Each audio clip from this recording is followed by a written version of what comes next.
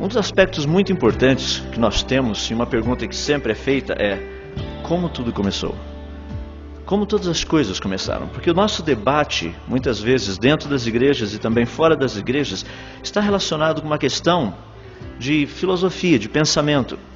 Quando nós lemos, por exemplo, nas Escrituras, o próprio livro de Romanos, que já foi mencionado, Romanos capítulo 1, nos é dito que, porque os atributos invisíveis de Deus, tanto o seu eterno poder como a sua própria divindade, claramente se reconhecem por meio das coisas que foram criadas. E a palavra nos diz que tais homens são, por isso, indesculpáveis. Mas essa expressão, coisas que foram criadas, no grego, é uma expressão muito interessante. É a palavra poema, da onde nós tiramos a ideia, a palavra poema.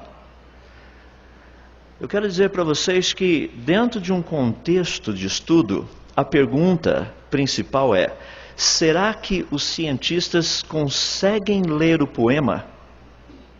E a outra, será que eles sabem quem é o autor? A ciência tem condição disso. Porque nós temos duas cosmovisões muito importantes. Uma é a cosmovisão naturalista. Ela trata de uma geração espontânea, tanto da vida, quanto do universo, quanto de todas as coisas. A outra é uma visão criacionista, que trata de uma criação sobrenatural. Uma trata de um evento sobrenatural, que é o naturalismo.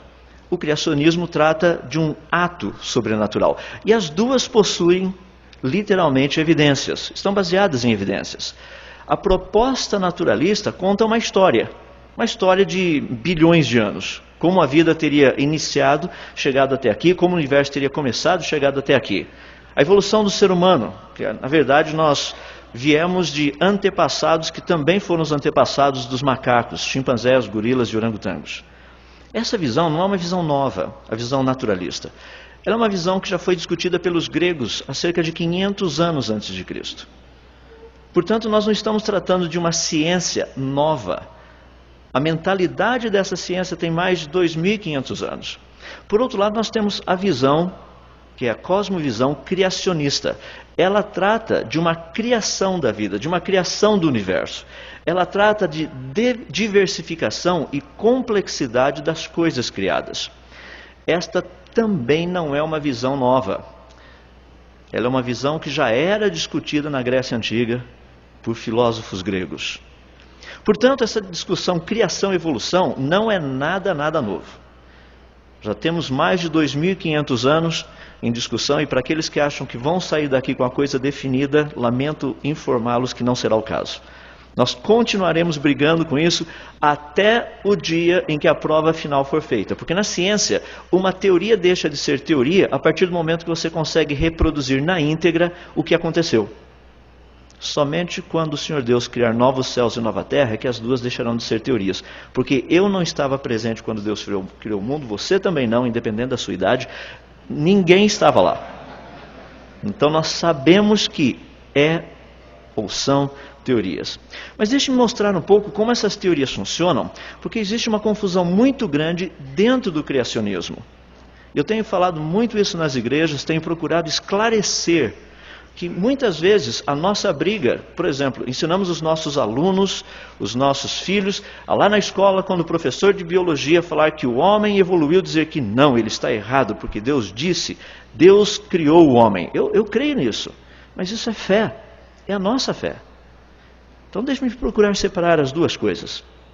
Quando nós pensamos no naturalismo, dentro da evolução proposta de uma teoria da evolução.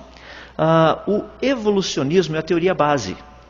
Diz que todas as coisas evoluíram. A pergunta é como elas teriam evoluído? Darwin é que dá a resposta. Portanto, a evolução aconteceu através de uma seleção natural. Foi a proposta de Darwin. Mas Darwin não conseguiu explicar tudo. Daí surgiu o neodarwinismo para explicar aquilo que Darwin tinha tentado explicar e não tinha conseguido. Mas o neodarwinismo, com as suas mutações, também não conseguiu explicar tudo. Daí surgiu o que é conhecido como teoria sintética, que explica aquilo que o darwinismo não tinha explicado. Mas a teoria sintética também não explica tudo. Então é muito importante entendermos o processo. Então essa é a ideia.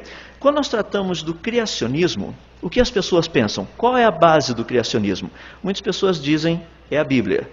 A Bíblia é a base do criacionismo religioso. A base do criacionismo científico é o design inteligente. A pergunta é o que ocorreu?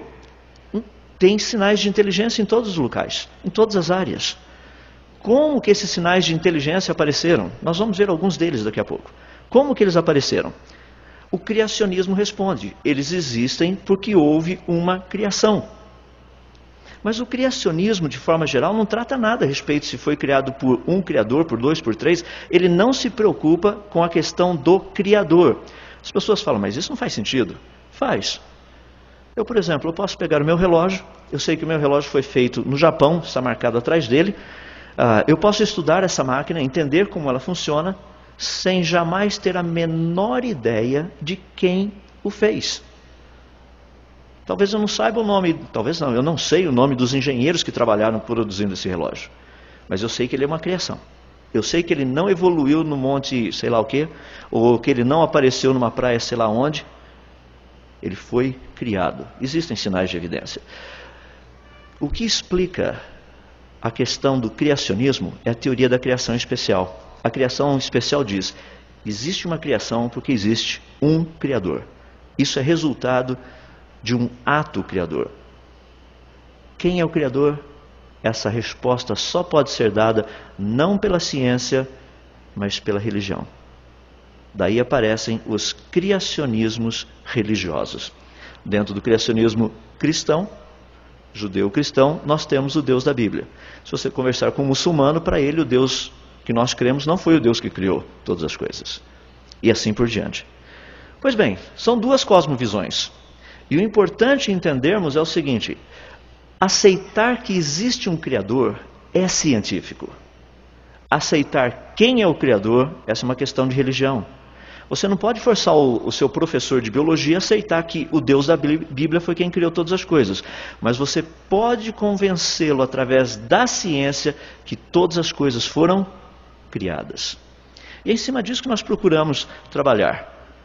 Quando nós pensamos nesse contexto, existe algo que é muito importante, e eu tenho mostrado esse slide praticamente em todo lugar que eu vou, porque isso define bem a questão do criacionismo. Dr. Michael Denton, biólogo molecular, ele disse o seguinte, pelo contrário, a inferência de planejamento, a ideia da teoria da criação, teoria de um design inteligente, é uma indução puramente a posteriori, depois de examinarmos as evidências. É isso que a posteriori significa. Baseada numa explicação, numa aplicação inexoravelmente consistente tanto da lógica quanto da analogia. Observem a última frase. A conclusão pode ter implicações religiosas, mas ela não depende de pressuposições religiosas. Quando nós olhamos, portanto, essa questão do criacionismo, a base que nós temos é uma área muito importante que é a informação. Informação, não estou pensando em termos de notícia. Agora de pouco nós ouvimos falar que o Evangelho é informação. Essa informação pode ser passada na língua inglesa, na língua portuguesa, pode ter sido passada no grego, em seja qual língua for. O importante é o conteúdo. Tanto é que Dr. Albert Einstein, ele dizia que existem 3 entidades básicas. A primeira é a matéria, a segunda é a energia e a terceira é informação. Deixe-me tentar explicar essa ideia de informação e sinais de inteligência para nós entendermos. Aqui nós temos do seu lado esquerdo, uma formação rochosa. Do seu lado direito, você tem uma formação rochosa também. Do lado esquerdo, essa formação rochosa foi feita pela erosão do vento e da chuva. É óbvio. Do seu lado direito, nós temos uma formação rochosa que também foi feita pela erosão do vento e da chuva. É óbvio. Você fala, não, peraí. Acho que você confundiu as coisas. Não, não confundi não. Eu sei o que eu estou falando. Do seu lado direito, você fala, aquilo ali não é resultado de erosão do vento e da chuva, mas é formação rochosa. Você concorda comigo? Por que a da direita não é e não pode ser considerada resultado da erosão do vento e da chuva? Porque possui sinais de inteligência. É muita coincidência nos Estados Unidos a chuva ter produzido erosão juntamente com o vento do rosto de 4 presidentes americanos. É muita areia para o caminhãozinho. Então nós, dentro da área da ciência, falamos, a probabilidade disso acontecer é praticamente zero. Nós sabemos que existem coisas que só poderiam ter chegado à existência através de um processo de criação. Nós sabemos disso. E informação é algo importante. Por exemplo, se eu perguntasse para vocês, os que estão mais perto aqui talvez tenham condição, o pessoal lá do fundo vai precisar do telescópio de Hubble para ver o que está aqui na frente. O que está escrito ali? Você olha e fala, não compreendo. Então vejamos um pouquinho. Porque informação, ela trabalha com símbolos. O símbolo não é importante, a informação é importante. Se você olhar para aquele símbolo, você fala, eu não tenho a menor ideia do que está escrito ali. Mas se eu puder relacionar os símbolos que você desconhece com os símbolos que você conhece, você consegue fazer a junção dos dois e entender o que está escrito. Aquela frase de cima está escrito o seguinte, no princípio criou Deus os céus e a terra. Só que eu usei símbolos que você não conhece. Mas a mensagem é a mesma. Não se perdeu a mensagem. A informação estava ali. Daí a pergunta que eu faria para vocês é a seguinte, será que a enciclopédia britânica seria uma combinação aleatória das letras do alfabeto da língua portuguesa? Uma grande explosão numa tipografia teria produzido uma enciclopédia britânica. Você fala, não, isso é impossível, porque a informação que está na enciclopédia britânica, ela é codificada, isso é resultado de coisa do intelecto, de mente, de raciocínio. Isso não é resultado de forças naturais. Minha pergunta, e o código genético? Você, em cada uma das suas células, tem 3 bilhões 146 milhões de letrinhas genéticas perfeitamente organizadas na ordem certa. Eu fico impressionado porque os evolucionistas dizem que isso tem aparência de design. Aparência de um design intencional, mas não foi intencional. Francis Crick, o descobridor da helicoidal do DNA, disse isso. Os biólogos devem constantemente ter em mente que o que eles veem não tem design intencional, mas evoluiu. Richard Dawkins, grande zoólogo britânico, muito conhecido, diz que a biologia é o estudo de coisas complexas que dão a impressão de ter um design intencional. Eu quero dizer para os irmãos que a vida está organizada de tal forma que ela aparenta ter evoluído, mas é só aparência. O real é o design intencional. Eu fico impressionado porque eu ouvi certa vez alguém dizer que Deus deixou provas claras para aqueles que o buscam e obscuras para aqueles que o rejeitam. Não tenham dúvida. Só para pensarmos, portanto, nessa beleza da origem da vida, em toda essa complexidade, as coisas feitas, pensem na base que nós temos que trabalhar dentro da ciência. Qual seria a origem da vida? Nós precisamos ter uma lei que nos ajude a pesquisar, porque nós não podemos trabalhar apenas com teorias. Lei da biogênese, a lei básica, vita ex vita, vida provém de vida. Esse é um fato observado. Como que a primeira vida teria surgido? Muitos cientistas dizem que essa vida surgiu espontaneamente. A experiência de Stanley Miller não prova isso. Nós precisamos de 20 aminoácidos para produzir vida como nós a conhecemos. E a experiência de Miller, produzida e reproduzida até hoje, dos 20, só produziu 13. Nunca foi evidência de que vida teria surgido espontaneamente. Porque o ciclo da vida é algo complexo. Por exemplo, dentro de você, você é um portador de cerca de aproximadamente 60, 70 trilhões de células. Em cada uma das suas células, você tem um sistema como esse. DNA gerenciando RNA. RNA produzindo proteína. Proteína produzida fazendo DNA. DNA gerenciando RNA. RNA produzindo proteína. Proteína fazendo DNA. É um ciclo. Não dá para quebrar. Se uma parte não estiver presente, o resto não acontece. Mas, por alguma razão, existem cientistas, e a maior parte deles, que acredita que por um processo misterioso, não científico, isso veio acontecer. A história toda começou praticamente a ganhar uma estrutura com Darwin. Eu sei agora o porquê que ele achou que o homem veio do macaco. Eu consegui achar essa foto na internet e realmente eu fiquei impressionado. Acho que ele se olhava no espelho todos os dias. Mas a questão que nós temos, que é muito importante, as bases do darwinismo, desse pensamento de Darwin, eu não tenho como mencionar todas, vou mencionar apenas algumas. Ele tratava da biogeografia, ou seja, posicionamento de plantas e animais no nosso planeta, paleontologia, os fósseis, embriologia, o estudo dos embriões, e morfologia, o estudo da fisionomia, do aspecto físico. Darwin fez uma proposta muito interessante, juntamente com um outro homem chamado Haeckel. Ele dizia o seguinte, que a ontogênese seria a recapitulação curta e rápida da filogênese. Você fala, não entendi nada. Ontogênese significa a evolução de um embrião, o desenvolvimento desse embrião.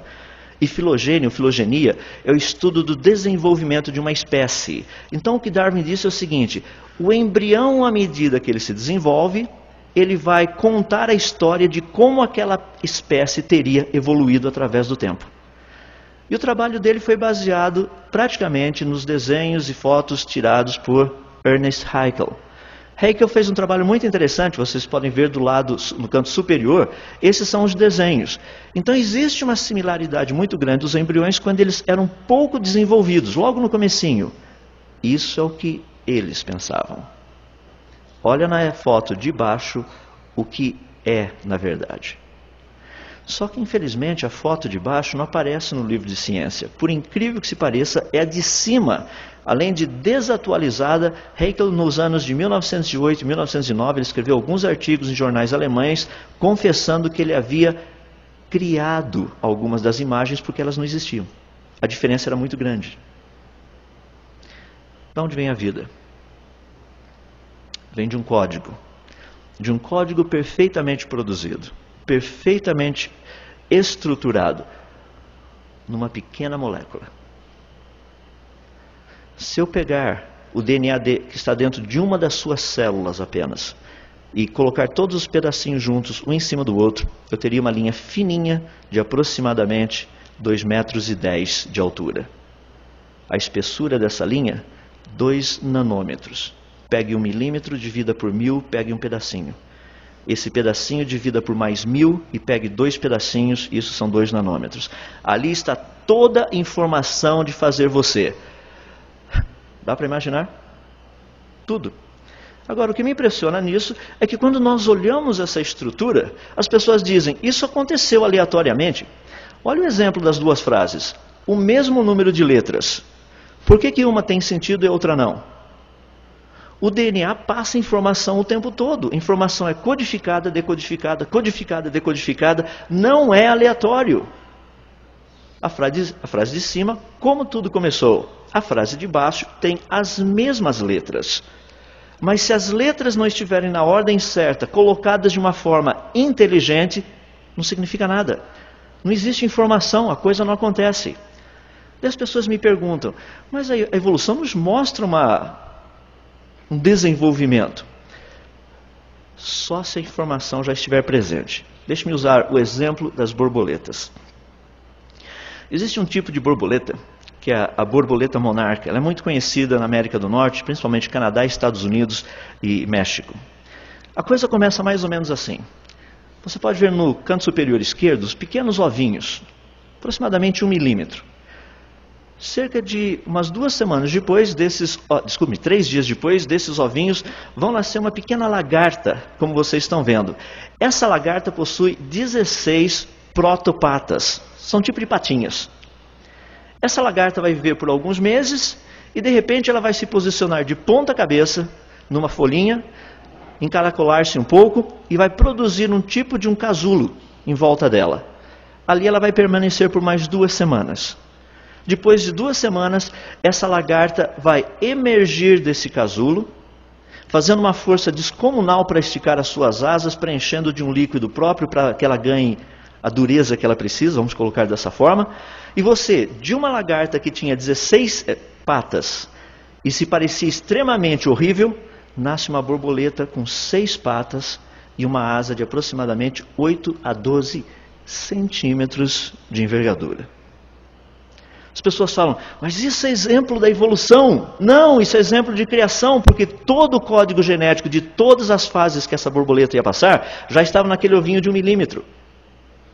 Estava tudo programado, determinado quando as coisas iriam acontecer. Isso não é exemplo de criação, desculpe-me, isso não é exemplo de evolução, mas um exemplo típico de criação. Mas quando nós tratamos disso, as pessoas falam, mas e a evolução do ser humano? Porque é tudo tão parecido. E vocês vão ver estudos e mais estudos mostrando a evolução do ser humano, principalmente na área da genética. Deixe-me apenas dar um exemplo para vocês entenderem o que está acontecendo. Se vocês pegarem a tabela, ali vocês têm praticamente os genes do ser humano. O H em cima é homem, tem o gorila, do lado depois o chimpanzé e por último o orangotango. S significa similar, X não tem similaridade nenhuma. Se você pegar, por exemplo, o código genético do gene número 2, do ser humano, chimpanzés, gorilas e orangotangos, você vai perceber que tem uma parte que é extremamente parecida. Eu coloquei ali do lado para você ter uma ideia da figura. Note que o do ser humano é um cilindro de cima até embaixo certinho. Chimpanzé, gorila e orangotango, você pode perceber que eles estão divididos em 2 pedaços. Por quê? Porque foi necessário colocar de ponta cabeça. Eles estariam dessa forma. Para que eles ficassem parecidos com o do ser humano, você teria que invertê-los. E essas pessoas falam, mas quando nós invertemos, a coisa é exatamente igual. Dá uma olhadinha. Eu concordo, quando você inverte, a coisa é igual. Mas e sem inverter? Posso dar o exemplo? Ali você tem um sistema da inversão. Por exemplo, você tem uma sequência da timina, genina, citosina, adenina, TTAGG. Daí eu inverto, fica CCTAA. Se você não entendeu, deixa eu colocar numa forma prática para a gente. Roma é uma dádiva dos deuses. Vou inverter a palavra Roma usando as mesmas letras. Amor é uma dádiva dos deuses. Um livro que fale sobre Roma é um livro que fala sobre Roma. Um livro que fala sobre amor é um livro que fala sobre amor. Um código genético que fala de chimpanzé é um código genético de chimpanzé. Um código genético que fala de ser humano é um código genético de ser humano. Podem ter coisas parecidas? Claro que sim. Isso mostra uma ancestralidade comum? Não. Porque a complexidade é grande. Eu e você já começamos do tamanho de um ponto final de um livro. Então, quando você for comprar um livro, olhe por um ponto final numa frase e fala, olha eu aqui. Já fui desse tamanho. Menos de meio milímetro, isso é um zigoto. Não é impressionante que desse meio milímetro nós chegamos a tudo isso que nós chegamos hoje?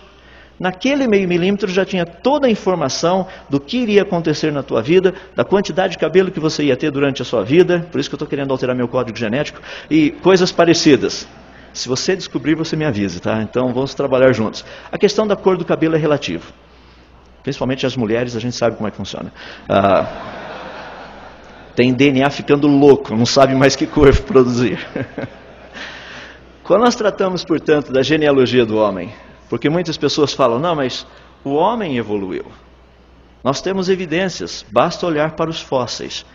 Eu quero dar umas pinceladas sobre isso, porque esse material vocês vão encontrar no livro. Vamos tratar com mais detalhes. Aqui você tem um pouquinho a história do ser humano.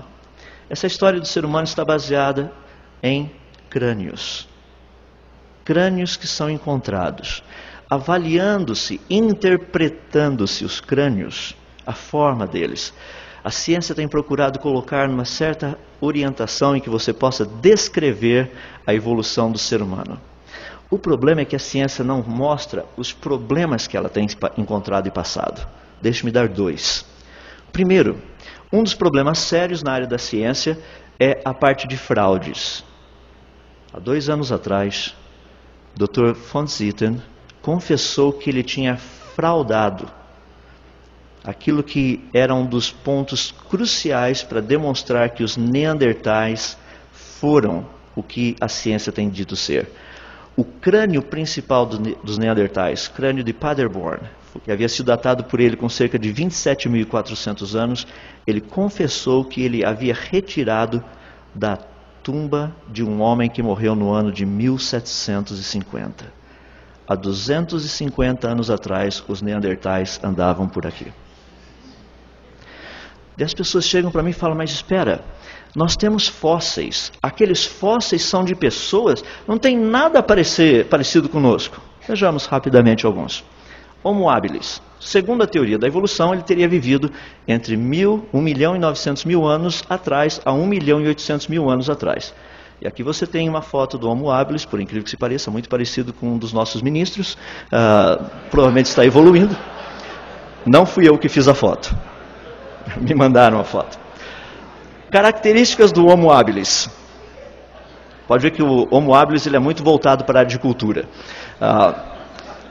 Características faciais rudimentares, caixa craniana pequena, habilidade limitada de comunicação, habilidade limitada de manuseio, produção de ferramentas rudimentares, alimentação limitada, agilidade nas savanas africanas, que acredita-se ter sido a origem dele, e uma postura ereta. Foto de 2002. Características faciais rudimentares, caixa craniana pequena, cérebro pequeno, habilidade limitada de comunicação, habilidade limitada de manuseio, produção de ferramentas rudimentares, alimentação limitada, agilidade nas matas brasileiras, é a origem, postura ereta. Esse homem possui o que é chamado de microcefalia.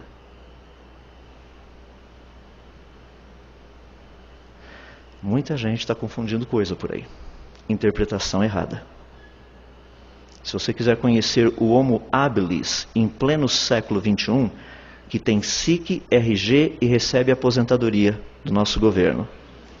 O irmão dele, que era exatamente como eu e você, já é falecido. A cunhada toma conta dele. Esse é o Homo habilis em pleno século XXI. Pergunta. Evoluiu?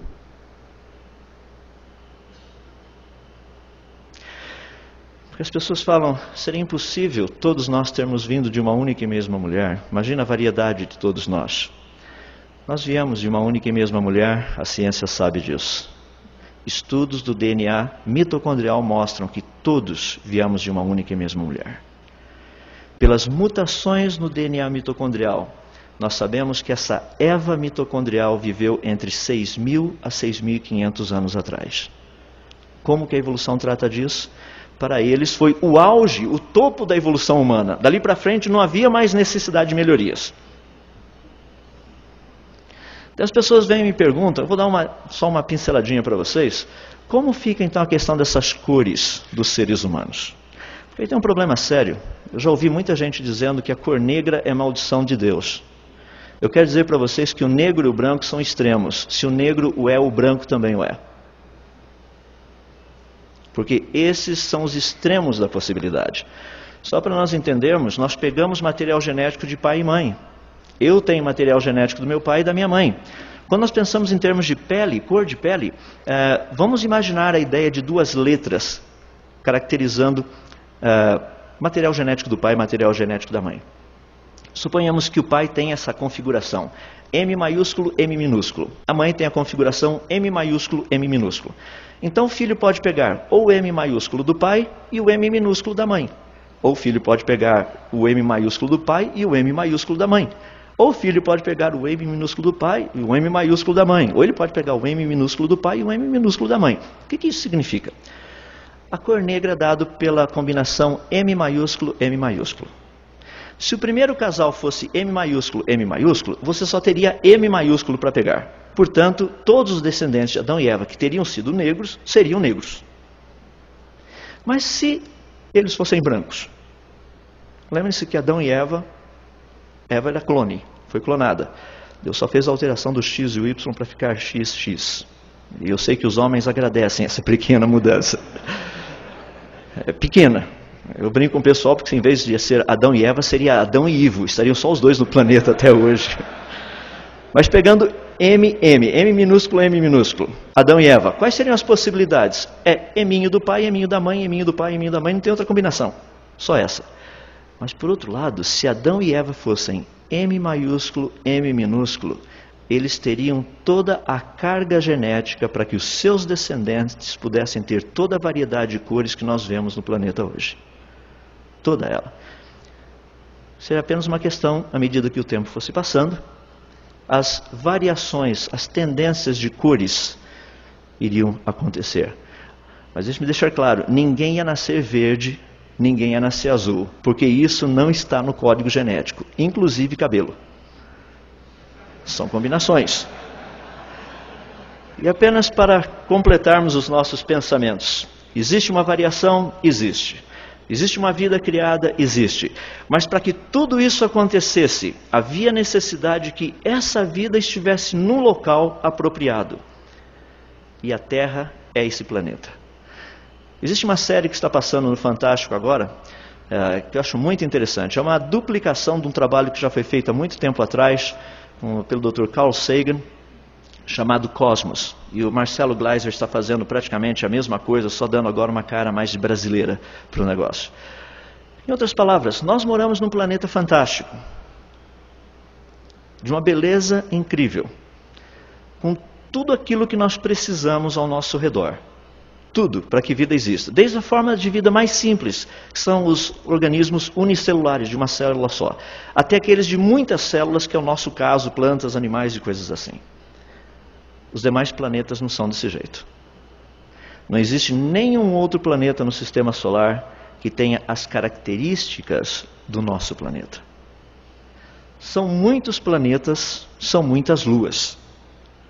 Só para esclarecer, atualmente são 8 planetas, não mais 9. Dá para perceber que o universo está ficando meio maluco por aí. Nós tínhamos 8, passamos para 9, agora estamos com 8 de novo, e agora tem os planetas anões. Nos planetas anões são 6 atualmente. Tem uma listinha deles aí. Tem mais alguns que serão ainda classificados até o final desse ano, pelo que tudo indica. Mas veja que coisa interessante. Esse nosso planeta foi colocado perto de uma estrela. Uma estrela que tem o tamanho certo, emite a quantidade de calor correta e até as frequências de luz precisas para que vida exista nesse planeta como nós a conhecemos. Essa estrela é apenas uma das mais de 200 bilhões que tem na nossa galáxia. E quando você olha o universo, essa quantidade imensa de galáxias que tem aí fora, que são mais de 10 bilhões delas, todas elas estruturadas num universo simplesmente fantástico. Você fala, mas tá, e daí? E daí que tem muita coisa interessante para a gente estudar.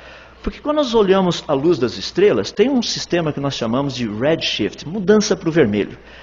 Isso tem sido utilizado por muitos para mostrar que o universo está expandindo. Mas isso também serve para mostrar uma outra coisa interessante. Existem 2 possibilidades de cálculos, apenas uma tem sido passada. Quando nós pegamos essas pequenas variações da luz das galáxias, nós percebemos que essas variações se agrupam, como vocês estão vendo no gráfico, são como aqueles picos. Então são agrupamentos de luzes diferentes de galáxias. Alguns dizem, isso aí são galáxias que estão se afastando de nós. Mas sabe qual outra interpretação disso que é impressionante? É que o universo tem um centro. E essas galáxias encontram-se perfeitamente agrupadas em formas concêntricas em relação a esse centro. Agora, só para você pensar. O universo possui cerca de aproximadamente 30 bilhões de anos-luz de ponta a ponta, o que é visível. Um ano-luz equivale a 9,5 trilhões de quilômetros. Se você quiser fazer a continha depois, você vai ter uma ideia do tamanho da coisa. É gigantesco.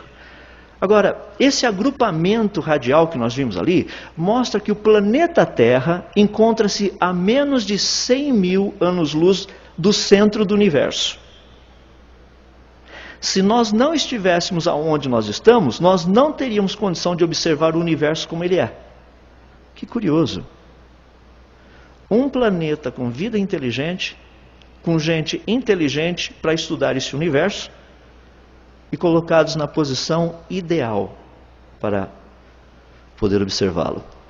Você já assistiu um jogo de futebol atrás de um gol? É horrível. Não gaste seu ingresso ali. Vá para ficar no meio, para você poder ver a coisa, de preferência no meio e em cima, para ter uma visão ampla, completa. Essa é a posição que nós nos encontramos em relação ao universo. Deus não nos colocou atrás do gol. Qual a probabilidade disso ter acontecido de uma maneira aleatória? É de 1 em 1 quatrilhão. Fomos colocados aqui com um plano. Para quê? Porque esse é um local ideal para a vida desenvolver. Nós vemos em todas as áreas, em todas as formas. Vida, uma grande beleza, uma grande riqueza em alta complexidade. Fico impressionado de ver, desde formas muito simples com uma única célula, vida que anda por aí, vida que nada por aí e vida que voa por aí. E vida que pensa. A ciência não tem como nos dizer aquilo que é o mais importante de tudo isso que nós vimos até aqui. Isso só se encontra nas Escrituras, que é, no princípio era o Verbo, e o Verbo estava com Deus, e o Verbo era Deus. Ele estava no princípio com Deus. Todas as coisas foram feitas por intermédio dele. E sem ele, seja evolução, seja o que for, nada do que foi feito se fez. Quem é o autor? O próprio Senhor Jesus. Ele é o autor de todas as coisas. Enquanto nós não motivarmos nossos filhos, nossos jovens, para se tornarem grandes cientistas, para descobrirem essas verdades, para entenderem que o Criador de todas as coisas, ao compararmos o que a ciência nos diz, aquilo que a Bíblia nos fala, há de se chegar a uma conclusão de que os dois são a mesma pessoa. Não há a menor sombra de dúvidas com respeito a isso. Vamos orar. Somos tão gratos a Ti, Senhor, por tudo aquilo que o Senhor faz por nós. Porque o Senhor é o Deus que nos conta como tudo começou, e o Senhor também é o Deus que nos conta como tudo vai terminar. Nós somos gratos porque no Senhor nós podemos ter segurança e firmeza com respeito aos fatos do passado, e podemos ter esperança e alegria com respeito aos fatos do futuro também. Porque o Senhor é quem controla todas as coisas. Nós queremos Te bendizer e Te adorar. E dizer como aquilo que foi dito no livro de Apocalipse, que o Senhor é digno de receber toda a honra, toda a glória, todo o louvor, toda a adoração. Sim, porque todas as coisas foram criadas por Ti, e por causa da Tua vontade elas existem e foram criadas. Nós só podemos adorar ao Senhor quando contemplamos a beleza da Tua pessoa, a grandeza do Teu poder, a forma impressionante como o Senhor trouxe todas as coisas à existência, com grande sabedoria, como diz o livro de Salmos. Nós Te adoramos e Te bendizemos por isso. Humildemente o fazemos, em nome do Senhor Jesus. Amém.